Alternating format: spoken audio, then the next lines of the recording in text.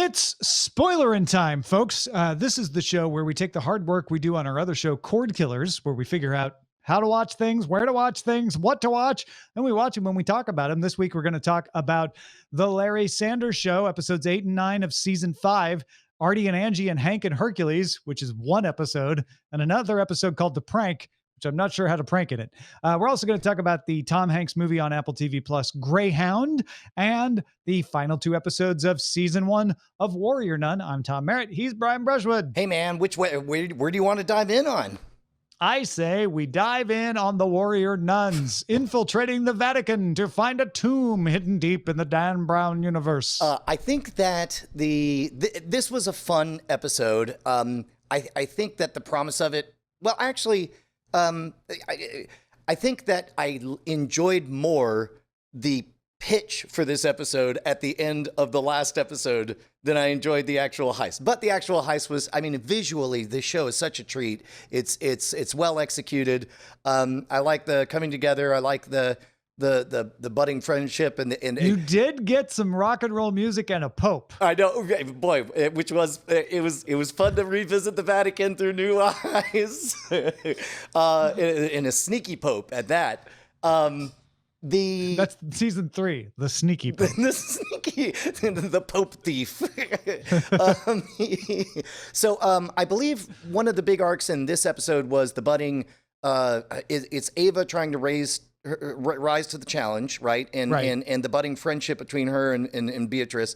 The big lesson was, sometimes a leader's job is to trust in her team. Not much of a heist, just sort of they went in and zapped a bunch of people.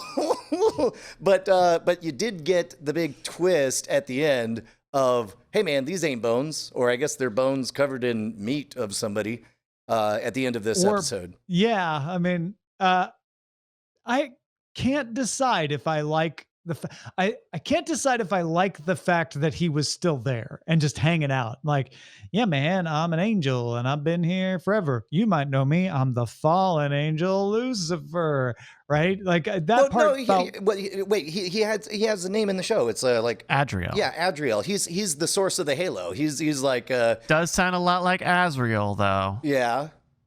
That's but wasn't the implication that he was an evil angel, not a good angel? Well, by the second episode. Yeah. Not in the first of the 2 episodes we're discussing. I'm talking about both episodes at once here, obviously. Okay. Well, then, in that case, let's break it apart because first you have. I can't remember where one episode begins. The other, they flow so nicely together. Okay. Well, then up until anyway, the point where you discover to get back he's in to there. my point, I can't decide how I feel about her breaking in and there's a guy still alive. I'm like, oh, okay. It's a little bit superhero-y. Like, we locked him in a room he could never get out of. It's like, well, if you had the ability to do that, why was he such a threat in the first place, right?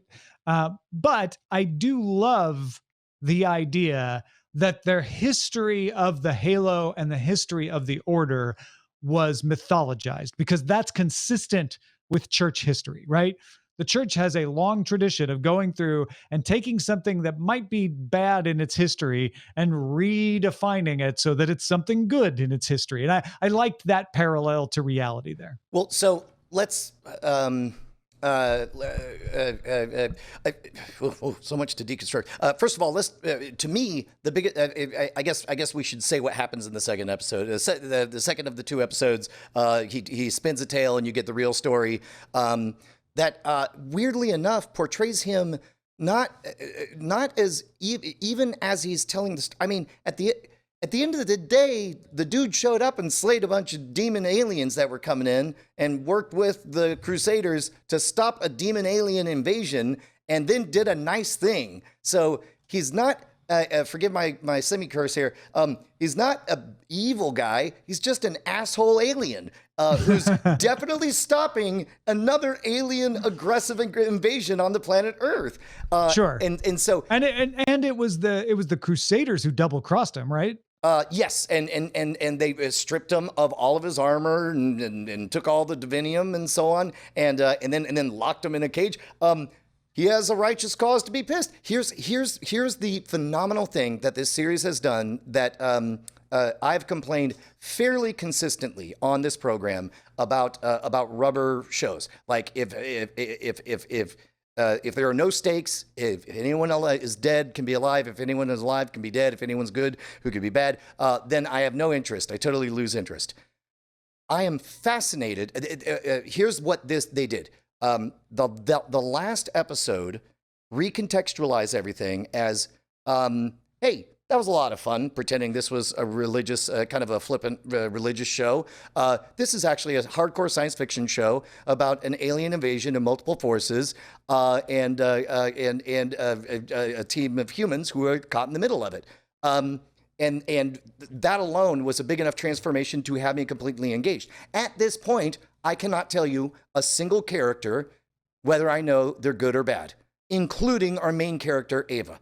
Ava starts off as a jerk, probably still a jerk. The sister nuns, I think, are all true believers and a real good team. And Except Mary. Shotgun Mary. Shotgun Mary? Yeah. Not a nun. Her whole thing is she's not a nun, doesn't sorry. believe. Yes. But then meanwhile, Adriel definitely showed up, stopping an invasion, definitely brought somebody back to life. Later did apparently get betrayed and just basically said, hey, look, call me an angel, say whatever you have to say. That's the thing that Star-Lord would do. And I don't hate Star-Lord for doing that kind of fibbing. And so humans definitely betrayed him, definitely locked him for 2,000 years or whatever inside that rock cage. Meanwhile, now I will say that certainly at this point, I believe that the alien demons are evil and need to be defeated. But meanwhile, you've got Lilith, who's back and changed with her crazy claws, looking, acting like a demon, but then also getting her act hair together. Started changing. Yeah, that's right. And then hold on. I'm almost done. You've got the Giles guy. What's his name? Vincent. Who's like, you're my master. I've done all this for you. You even got Jerk Pope, who cheated, but if I could think of worse things that have happened in the Vatican Church than somebody cheating to get to be Pope. I literally don't know who's good or who's bad, but I am utterly fascinated. I have Bryce. I have a frustration with this episode. Tell us. Testify. Look, we're in a streaming age. People are binge watching. All of these shows, just speaking in very broad, non-specific terms, all of these Netflix shows always get like a second season, and you're right for that. They had to stop it in the middle of the damn fight right before they're gonna do the good stuff. I think this is come on. Did you have any expectation, or maybe you that they would finish the fight? That's interesting because you're right. Because HBO, what they did, they figured out that the finale is really the next to last episode. And then you have a follow-up that's really the first episode of the next season. They didn't play that. They just straight up cliffhangered you. Yeah, this is old-fashioned cliffhanger, and I'm fine with it. I'm absolutely fine. Where it's like, man, you left me hanging. Well, I'll be back next season. Which, I mean, I hope we get a next season, right? Like, that's right. For sure. But I think this is all fine if the very first episode of season 2 is Adriel immediately runs away and there wasn't going to be another fight. No, why? No, because we want to see the fight. I would be much more upset if that happened than just like having some like season hangover tension. This is a good cliffhanger. Yeah, I don't want this cliffhanger to not pay off. I mean, it's a good cliffhanger in that I also want to know the end of the fight that we were in the middle of watching. Like, be like Murder, She Wrote would be a really good cliffhanger if they cut off the final 10 minutes of it, but I want to see the damn story. Man, you would be so pissed if you'd been alive during Dallas. Oh my God. Why didn't they tell us who shot JR? I don't get it. I don't know if I mentioned on the shows, but watching Lost in 2019 had the same friggin' feeling for me. So, that's so funny. It was just a thing where I watched it and I went, like, because I also feel like similarly, like there's a lot of ambiguity of who is good, who is bad. I kind of don't really know what Adriel's crime was or why he was locked up. I definitely don't have a good sense of who's good or bad, other than the demons are probably bad. Here's the thing about Adriel that I think is really interesting, and why I was calling him Lucifer earlier, is he did get locked up it was our fault he got locked up. It was our greed, right? Us being humans. Yeah. Humans looked at the power of the Halo and said, we aren't giving this back. Right. We're the church. And we're also the church in the Middle Ages that does everything to hold on to power it possibly can. So we're going to lock this guy up. But then Father Vincent pledging his fealty and suddenly a battle starting implies that Adriel may have been taken advantage of and be wronged and be justified, but he also isn't a good guy. And Yes. he is definitely not going to be like, listen, let's, be fair. I'm going to punish my enemies, but I'll be good to you. Like, he'll kill some bystanders. He doesn't care. That is right in that very clearly. I mean, but that's the other thing is Vincent said, hey man, we had a deal. We built your portal. Give us the Halo. And he kept his end of the bargain. And then it might be that the fight resolves itself with a discussion where he says, hey, I was going to go in my portal and go back to my home planet, and you guys shot me in the back of the head. That was not kind. That kind of irked me. That's why we're fighting. I don't know, but he seemed to survive getting shot in the back of the head just fine. So look at that. You've got the sword that I made. That's my sword that I'm leaving with you. That's my Halo that I'm leaving with you. This is your crossbow in the back of my head. You're being a devil's advocate. I think he's just Star-Lord. I think he's moody. He's a moody alien. I do think he's Star-Lord in the call me an angel, it's fine thing. I also think he's deceptive. I think he is definitely supposed to be the devil. And the devil in the sense of not the embodiment of all evil, the devil in the sense of somebody who is like, hey man, heaven doesn't have it right.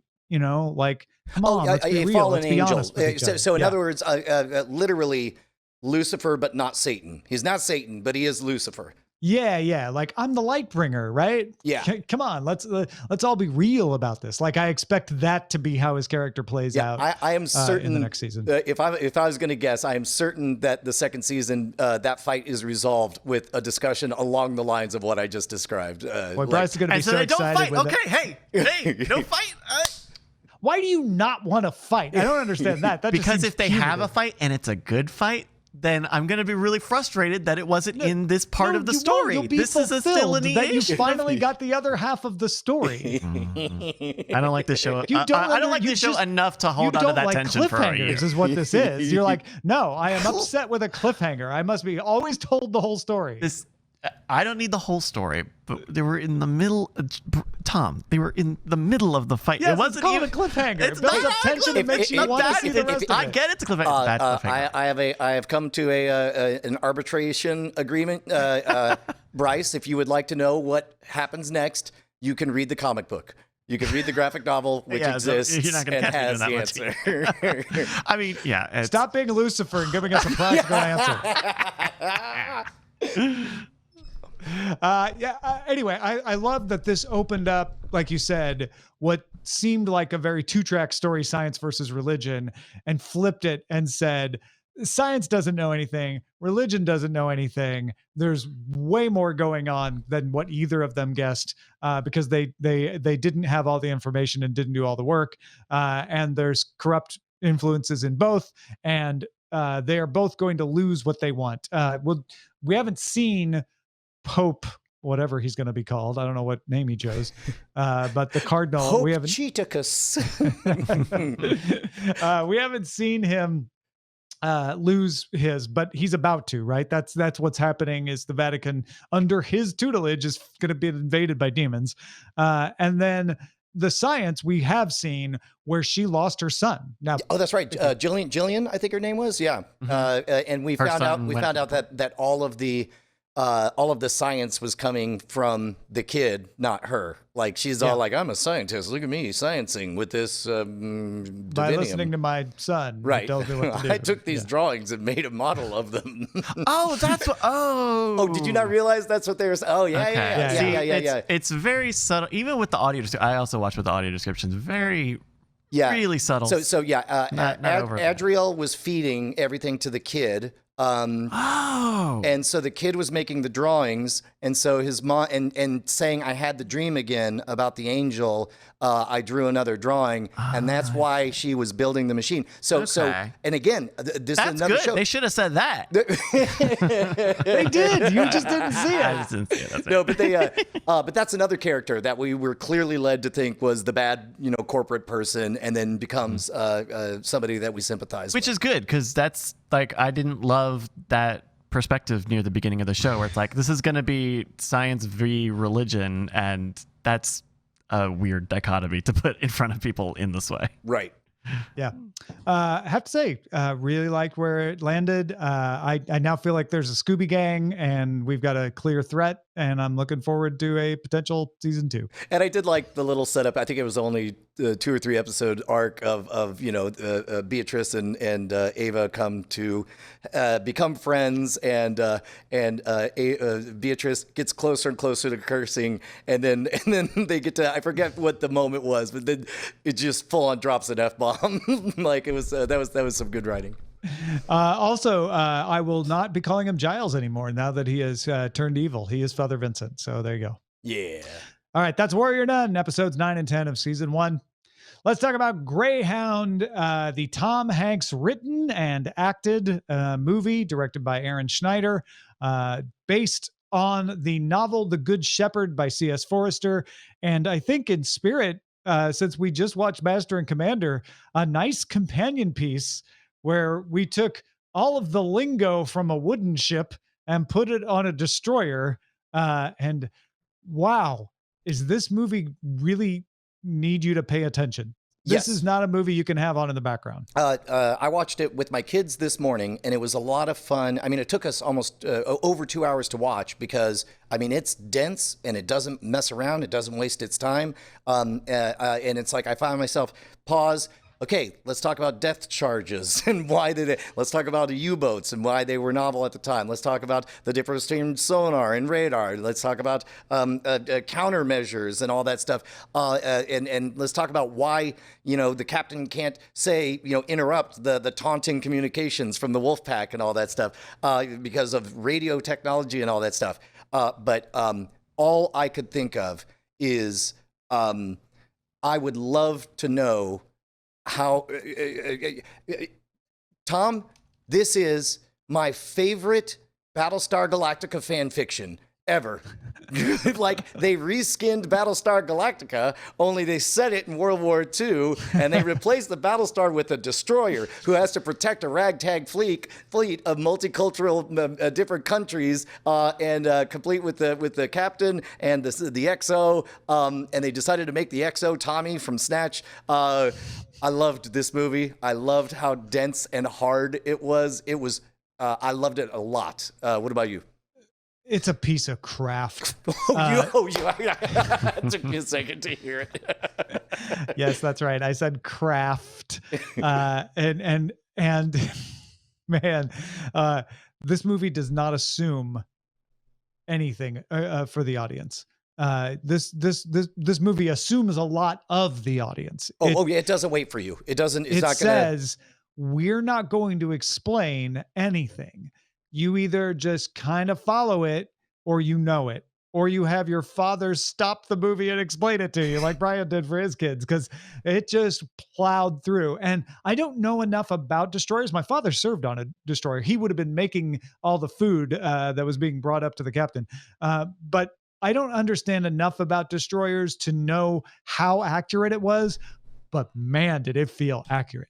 It felt like it was trying to show you exactly what it would have been like to be on that bridge during that kind of battle. And I felt it. Yeah. I felt those moments of, my gosh, 30 minutes have gone by.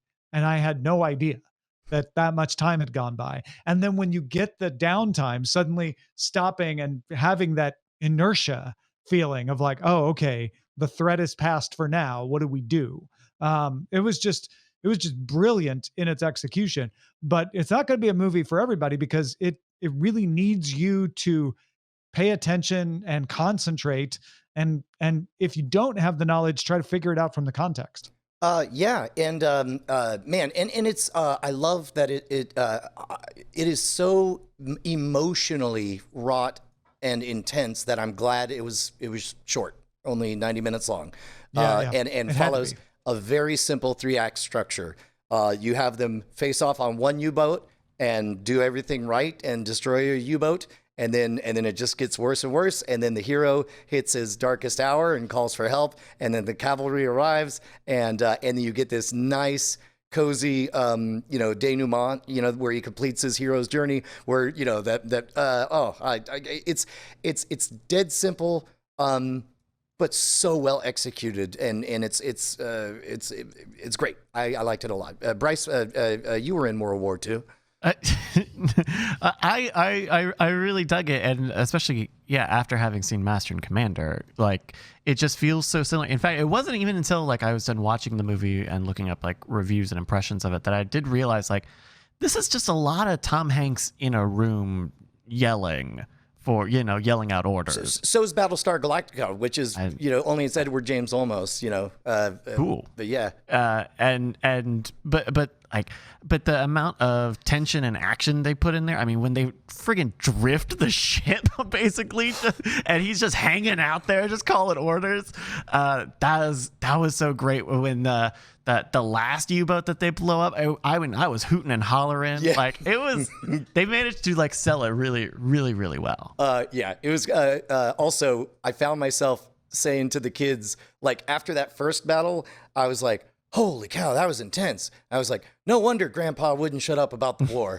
And then it's like, and then there's a burial at sea. They're like, oh man, that's so emotional. No wonder Grandpa wouldn't shut up about Charlie, And then it's like, just all the guns are going off just right over their heads, no ear protection. You're like, no wonder Grandpa was deaf. I mean, it's you feel it, man, in a very visceral way. Yeah. But it's modern enough, being early World War II, where. Because like my dad is in the Navy, and I've been on ships before, and so even just the little brief bits of it, seeing going down the corridors and whatnot, I don't know, it felt almost kind of surreal, given how old the story is supposed to be, and how much that's still kind of what battleships look like, 20 years ago, versus today even. It felt a little bit like earlier on Weird Things, we watched some upsampled 4K, like old black and white footage from the 1920s, like upsampled and colorized and stuff. And it looks like a bizarre window.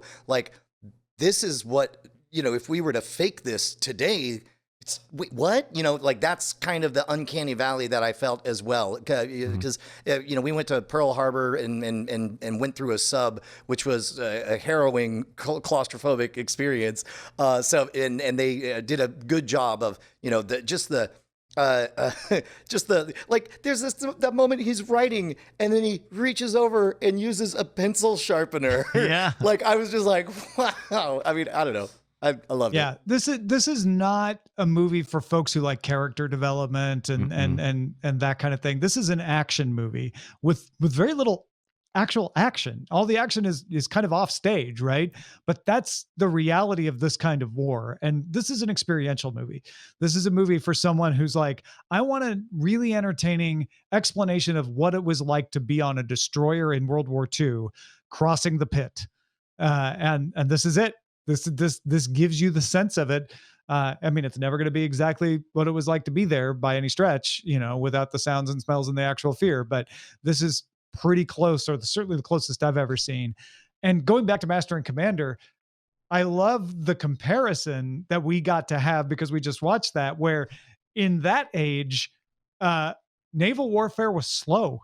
Yeah. It was plodding because you could only move as fast as the wind. Whereas this is bursts of incredibly fast, like, get me that information now. Like the idea of like, oh my gosh, just having a screen with the information that he needed in front of him would have given him that much of an advantage over having the radar guy tell the other guy over the radio who told the captain, right? Like seconds were mattering in every single decision he made. There's one moment that he's up on the bow and he needs to give a warning, like brace for impact. And he opens up a thing and yells into it. And then, and I say to the kids, I'm like, that thing he just yelled into It's a pipe. It's an open air tube that goes down about 10 feet. like it's mind blowing when you really, and then they did the Chernobyl trick of, we just saw a fun action movie. And then it's like, hey, MFers, this many real people died in that one battle. And it was like, wow. I don't know. I liked it a lot.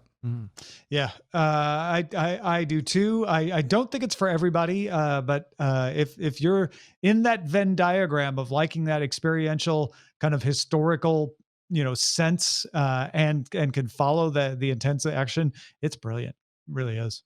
Yeah. Any other thoughts on Greyhound? Nope. Let's talk about the Larry Sanders Show, episodes 8 and 9 of season 5. Artie and Angie and Hank and Hercules and the prank.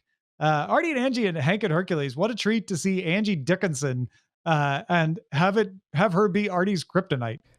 Yeah, and I've talked before how I love Artie as a god, and sometimes they've shown him as mortal in ways that I don't like. But I did like this one, like. Hey man, even God has to get some. No matter what I say, don't let me go home with Angie. Yeah, and then you knew exactly where that was going to lead, and it did. Yeah. You also get an amazing cameo from Don Rickles. That's right. Mm-hmm. Yeah, and where they come up and they insist like, "Hey, roast us," and then he's like, "Nah, I don't really do that." And Come on, they kept going so long. Them, pressing him for it. You're just like, "Oh, this is awful. No one could miss these cues." And this must be his life, right? Yeah. At that time, and then the other side plot was Hank trying to get a part in a Disney animation movie about Hercules. Did he end up keeping the side part that he got by the end, or did he manage to screw idiot. it up? Yeah, he got the village idiot. So he does actually get to go through with it. I was at some point I decided he's going to manage to even screw up getting this character part. This Gilbert Gottfried parrot role in the thing. I thought when he was reading, at least the first time he was reading, I thought, oh, he could do Hercules. Like he's kind of got. He could kind of. If he had actually done decent reads, if he could do reads, his reads were not very good, but he has the voice and the tenor for it. Oh, sure. I mean, Jeffrey Tambor could do Hercules. Yes, Hank Kingsley could not. Now I understand what you're saying. For a second, I was just like, I thought it was pretty terrible. I thought that was the point. Then we have the prank, which I don't understand why it's called the prank. Maybe I'm just dense, but we have 3 plots. One is Larry thinking Lori Loughlin stole money out of his wallet because he briefly dates Lori Loughlin from Melrose Place. Hank falls for a single mom and books her son on the show, and then the son falls flat, and the mom gets mad at Hank for how her son is treated. And then a weird C plot of Phil deciding to try to book attractive actresses for a non-existent part on Larry Sanders' show so he could meet them. You know what? I realized I do have an opinion about this one, and the opinion is I fell asleep during it because I'm like, yeah, and then I'm like, that doesn't sound familiar. Like I don't remember that happening, and I realized my official review is it was the type of episode that I might fall asleep during. It was another episode where every gear worked to make a very bad episode of the Larry Sanders talk show, right? Because like they kind of had to pressure one of those actresses to be on the episode, and she kind of doesn't have anything to say because Phil gets caught, right? So he has to book her, and then she's a bad interview, and then the single mom, the son, he only knows the capitals. He knows the state capitals. He's not like a geographical expert. Yeah. Now, what is this one? It looks like a boot. It was great. Oh, come on, kid. Well, now I'm excited to see the rest of it. He kind of nudges the kid a little bit, and the mom's like, "Why did you hit my kid?" It's so good, so good. And then we also get the Lori Loughlin thing, which I didn't even put together until Bryce texted me. Lori Loughlin, of course, the person under suspicion. I guess she's convicted. I think. About to be sentenced. About to be sentenced for paying money to get her daughter into university, right? College admission scam. That's right. Yeah. So her stealing money out of Larry's wallet was just That's doubly funny. interesting. Yeah. Yeah. Now we know what That's she like, did with the money. by the way, not to get too political or nothing, but isn't going to jail for that a little bit like for defrauding the mob? I mean, Well, it's a long story. It's still many illegal frauds. to defraud the mob. I know, but okay. You also, Brian, missed the cameo by John Stamos, who came on to give Larry the money back that Laurie stole. Oh, that's great. Well, I will definitely Minus go the back money and see for the a rest of it. stud.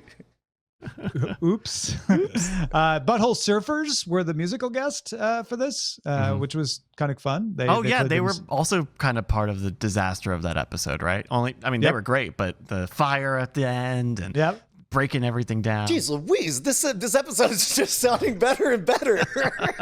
I'm really sad I fell asleep. The one thing I will always take away from this episode is when Hank is flirting with the single mom, and he's like, "Oh, you're a vegetarian because we're in California and all Californians are vegetarians." And she's like, "Oh no, I love a good steak." And he's like, "Well, let's go to the smokehouse."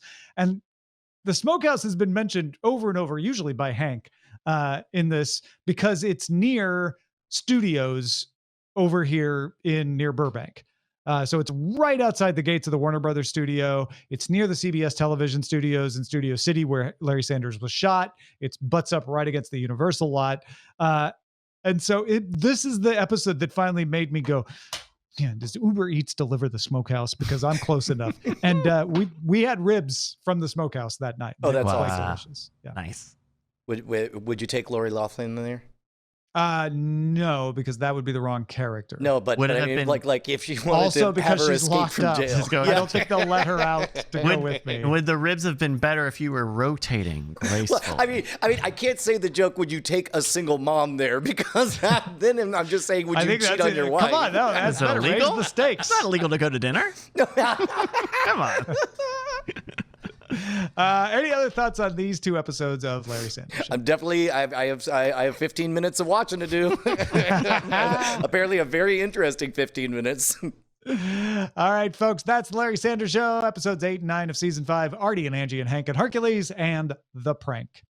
Thank you all for supporting us on Patreon. That's where you get these spoiler in time episodes early. You get the full version of everything, and you get after talk, where sometimes we do a little spoiler in of extra stuff. So you got to become a member, patreon.com/Cordkillers. We'll see you again next time.